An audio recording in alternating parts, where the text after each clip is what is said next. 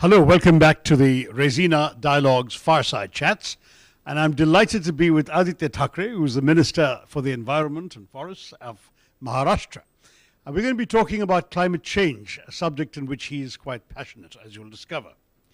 So Aaditya, I've discovered that 43 cities in your state of Maharashtra are set to join the United Nations-led Race to Zero campaign that aims to commit to achieving net zero emissions by 2050. That seems a very ambitious target, and we know that, as in most parts of India, most power generation in your state comes from conventional fossil fuel sources. So how do you think you're going to be able to do this? And as you know, you and I have this passion for clean air. If it works, it'll really give everybody in Maharashtra cleaner air to breathe. But how do you get there? So it's a pleasure interacting with you again. And for air pollution, for climate change, we've had multiple conversations before. And the reason why we connect over air pollution is, you and I and a couple of more people we know in our fraternity of politics, with this rare breed of people who are speaking about air pollution, clean water, clean air, the right to life in terms of a better environment in our field of politics.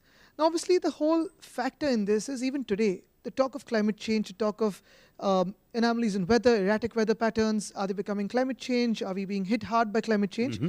This is still in closed doors. This is still in these think tanks, NGOs, a couple of us speaking behind closed doors and four walls. The whole idea really is to bring this to the people, bring it to the common person, to the common man, common woman on the street, to make him or her realize that what climate change is about and how his or her life is being impacted by that. Right. When we speak about 43 cities of Maharashtra that are already a part of Race to Zero and that we had signed up when we were off to COP26, mm-hmm. The whole idea really was we've got 60 million people out of our 120 million people living in these 43 cities. These are all million-plus cities. When a city participates in something like a Race to Zero, obviously we've got to look at its decarbonizing of energy, transport, rainwater percolation, rainwater harvesting, energy efficiency, smaller cities, better planned cities. The whole dynamics really changes. And you have urban local bodies, you've got mayors, you've got local MLAs, MPs really participating in something called the Race to Zero. The idea really is to act on ground rather than just speak, get cities to participate. That's almost 51%, 52% of our state to be participating in this. Mm-hmm. And two, our elected representatives that represent these cities, be it the mayors, be it the corporators, be it the MPs or MLAs, to be aware of what climate change is. Because when you and I represent a constituency and we face something like a flash flood or a hailstorm or a heat wave, we often ask our own governments and our own cabinets and our heads of state for compensation. And rightfully so, because the people deserve it, people require it. Of course.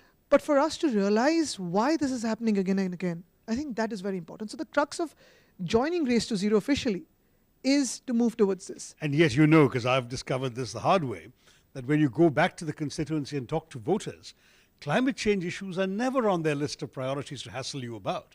They've got plenty of other things they want their MP or their MLA to do. Climate change? It's a distant concept. How do we change that? No, it is not a political issue as of now. I mean, apart from the political issue that we believe, and globally it is. I mean, you've seen a lot of countries, be the United States of America, United Kingdom, Germany, a couple of them have green parties coming up. You've got a couple of more other countries around the world. But for us, where climate change really hits us hard and drives home a point where is it really relevant to speak about climate change even today is like how you mentioned about coal and thermal power. Mm-hmm. Today, if you look at India, most of us are reeling under a heat wave. Yeah. Just as of now, Vidarbh in our state has got a signal for a heat wave. And obviously when things like these happen, your requirements for cooling go higher, your energy usage goes higher, sure. And you need to expand on your energy production. The most easiest way to do this as of today is coal and thermal power. I mean, coal and thermal power is one and the same, but ideally it is the safest and easiest way. Fossil fuel and firm power. What we are really wanting to work around with partners around the world, be it regional governments, national governments, think tanks, is to look at alternative sources of energy that are clean, green, and firm. Because that is very crucial for us as a state. Because, as the state of Maharashtra or even Kerala or Karnataka, Tamil Nadu, Delhi, when we look at development, and urbanization or even rural areas, our requirement for energy is only going to keep going higher.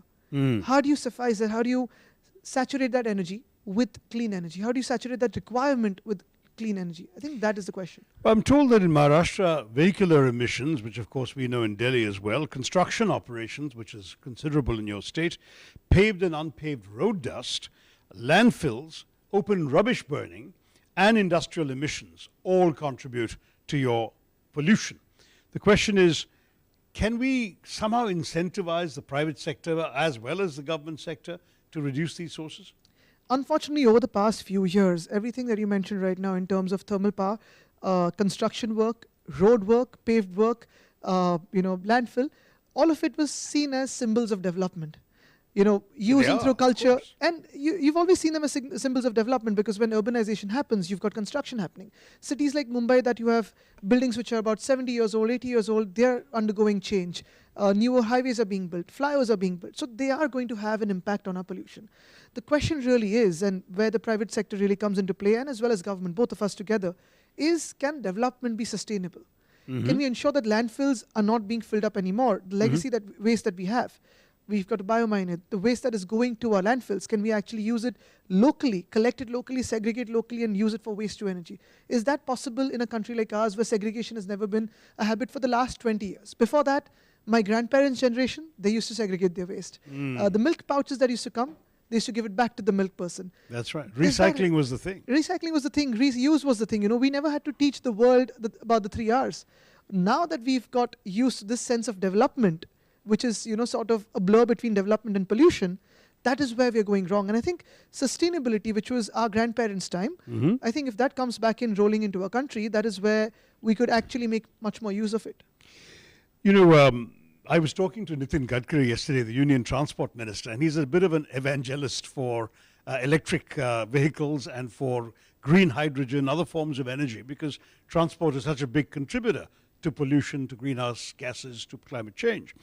I understand that Maharashtra has joined hands with EV100 to boost corporate adoption of electric vehicles. And you have basically been pushing a more expanded, more generous, more liberal electric vehicle policy, right? So can you tell me about this, and also how will it mitigate the air pollution crisis in your state? For us, decarbonizing energy and decarbonizing transport have been two major priorities, because they're important for the entire decarbonization world, and two, transport is also low-hanging fruit for us. Moving towards clean energy, moving towards electric mobility. I remember the first buses that ran on the streets in India for public transport were Mumbai. And in 2014, 2015, we brought in the first few buses through BMC. They've been electric. What percentage of your fleet would that be? So that was 6 buses. Today we are 386 buses out of 3,000 buses. All right, 10%. By 2025, we're going to hit about 7,000 buses. And by 2027, that is the furthest target that we've set for ourselves, we want to hit 10,000 buses on the streets of Mumbai.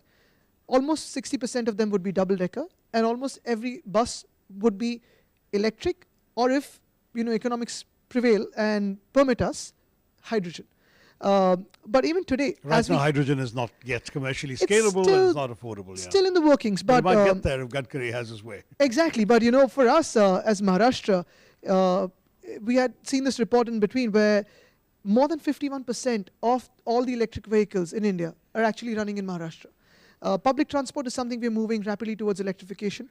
Private transport is something that we've started moving. Our incentives are doing the magic. We've had almost 500% jump in the last year in terms of registrations of EVs. And for two-wheelers, purchasing a two-wheeler electric is actually way cheaper than an ICE. Through tax incentives or what? Through our state incentives and through the incentives that we are working around with our finance partners, banking corporations and stuff like that. However, and I was making this issue with Mr. Gadkari, and I wasn't totally convinced by his reply. Look at the shortage of infrastructure. Look at the lack of charging stations. I'll tell you the figure I've checked. As of March 25th this year, so just last month, there are a total of 10,76,420 electric vehicles in India and a total of 1,700 public charging stations. Now, if we don't have accessibility everywhere to charging infrastructure, wouldn't the electric vehicle become a burden for us? Isn't it the state's responsibility? It is, and it's more like a public-private partnership that we're looking at. In fact, right now with the EV100, all the hotels that have signed up with it, all the corporates that have signed up with it, they're opening up their spaces for charging stations in the next 6 months, as close as that. All the bus depots of all public transport infrastructure for all the cities across Maharashtra, we're opening up bus depots for charging infrastructure. Car parks from hotels, all of that will be opened up. But more crucially, I think it is a question of whether you buy a mobile phone first or a charger first. Once you buy a phone, you start looking for a socket. And most of the vehicles that are on streets today, especially the two-wheelers, you can put them in your regular AC/DC socket and charge it. The only difference would be the time of charging. And most vehicles, the maximum 100% charging time is about 3 hours. Going beyond that, we're working with companies around the world for swappable battery infrastructure. And that is something which will be really, really crucial for us. So what's swappable infrastructure? So if you look at what's happening in some places around the world, especially what we can do in our states and where we have three-wheelers and two-wheelers, the battery sizes for these are smaller. It's almost like your arm's length. Okay. So you basically go to a fuel station, take a battery, pull it out from the charging, put it into your vehicle, put your old battery into it, use it like a utility, and you move ahead. So it'll actually bring down the cost of your vehicle, make your batteries more like a utility like what fuel is today. And save your time. And what we have designated our fuel stations to be across Maharashtra in the unified DCR that was recently launched is we've called it fuel, also alternative fuel stations. So you can have flex fuels, hydrogen, ethanol, electric, whatever, as we move ahead in time. Okay. Now, you and I have been talking about something we can today reveal to the public. I was waiting for this opportunity, and that is to look very credibly at regional cooperation on air pollution by setting up an interstate council of environment ministers to tackle air pollution. You've graciously agreed to chair that. I'm delighted to announce that today to the world.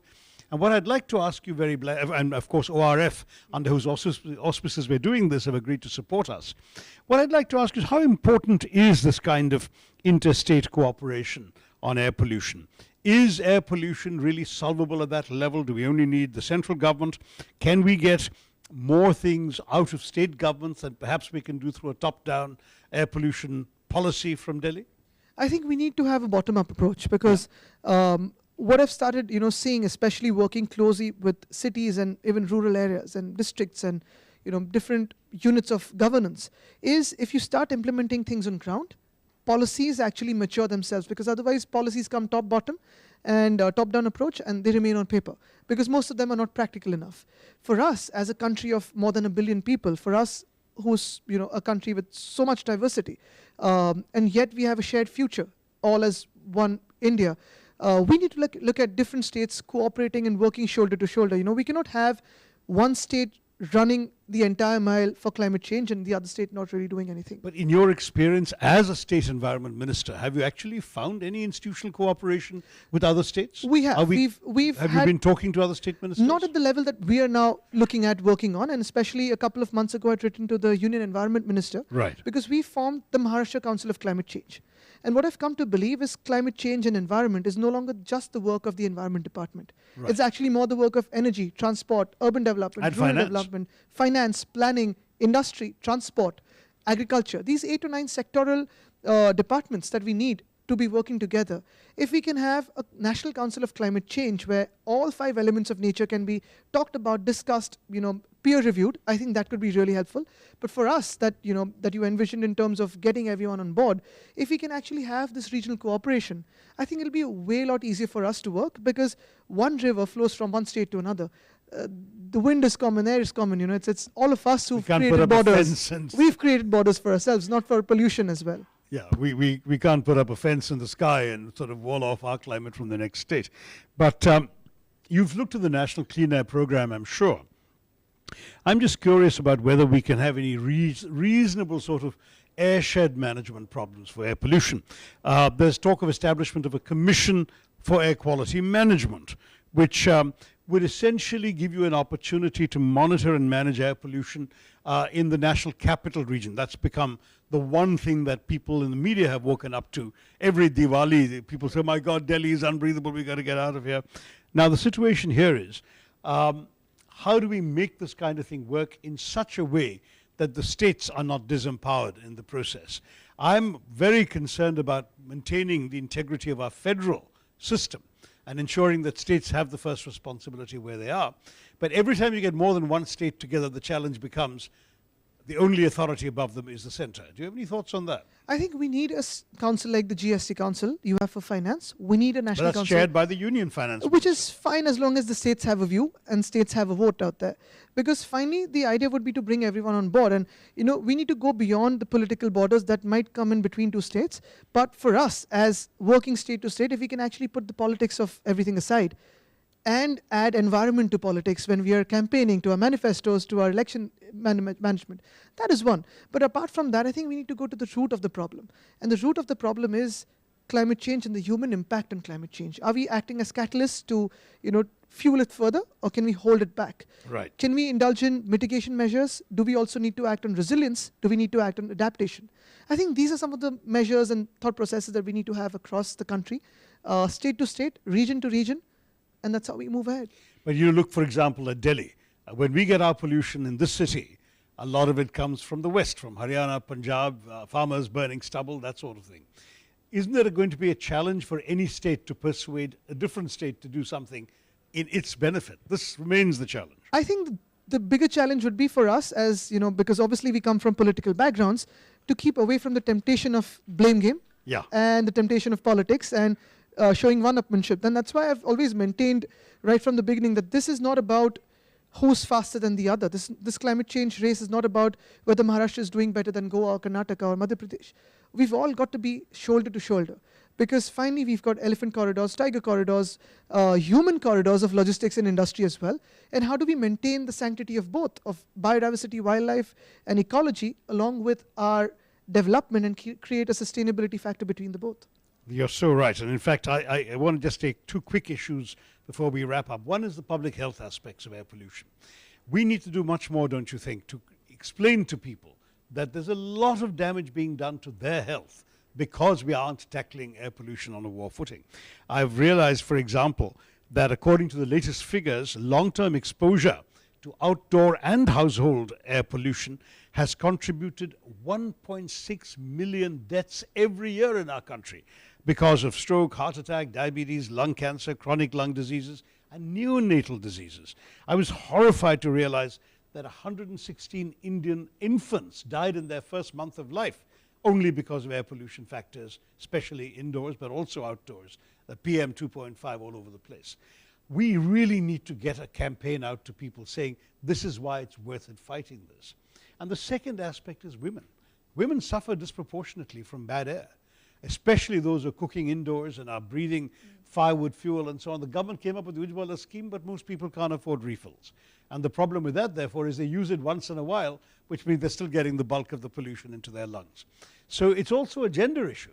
And I think we really have to do our very best to tell our voters, tell our citizens that this is about them. It's not some sort of abstract target that the Prime Minister went off and announced in Paris. It's about their daily lives and their well-being here.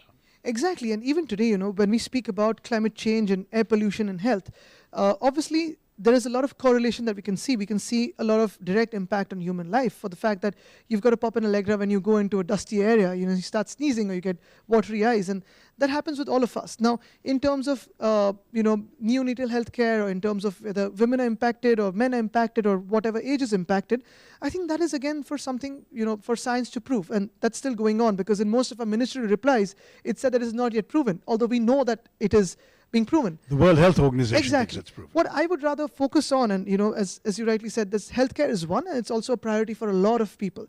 But for a lot of people also, your basic right to life is to breathe clean air and have clean water. If we are struggling for this, even in the 21st century, what are you and I as politicians working for? We're working for a better quality of life for India and for the world at large. I think that if we, as all politicians across all parties and regions, can come together on, I think that'll be the biggest single moment of reckoning and single moment of realization for India at 75. That's absolutely wonderful, Aditya Thackeray. I just want to thank Aditya and to tell you all, we have here a young minister with an eye on the future of our country, not just his own political future, but the future of generations yet to come who have to live in a cleaner environment and breathe healthy air. Thank you once again from the Raisina Dialogues Fireside Chats. Aaditya Thackeray, good to be with you, and I look forward to working with you on the Interstate Council for clean air. Thank you. And we've decarbonized fire. We don't have fire out here at the Fireside Chat. That's right. A fireless chat is what we should have called it. Thanks very much. Well Thank said. you.